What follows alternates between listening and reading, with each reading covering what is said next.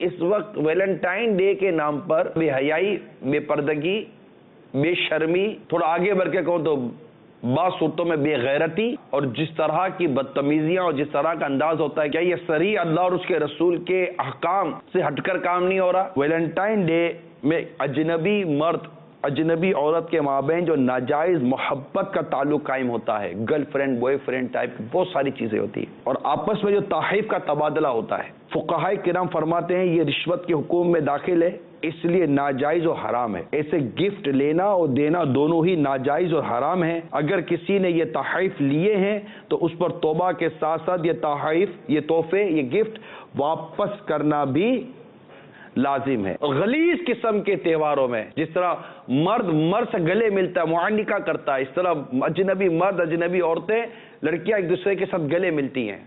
استغفر اللہ استغفر۔ مسلمانوں، تمہاری غیرت کو کیا ہو گیا ہے یار؟ تمہاری غیرت کو کیا ہو گیا؟ تمہاری بچیاں اجنبی لڑکوں کے ساتھ گلے ملیں گی؟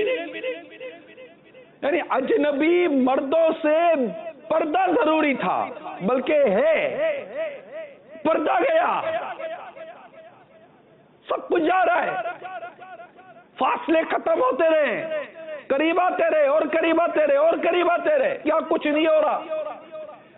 یہ اسی بے حیائی کا نتیجہ ہے جو آج کنواری لڑکیاں مائیں بن رہی ہیں۔ کوئی بھلائی نہیں ہے ان میں، کوئی بھلائی نہیں ہے۔ اتنی سی بات سمجھ میں نہیں آتی کہ یہ سری بے شرمی، بے حیائی اور سری گناہ کی دعوت ہے جو ہم ایک دوسرے کو دے رہے ہیں، اور کچھ نہیں اس کے اندر۔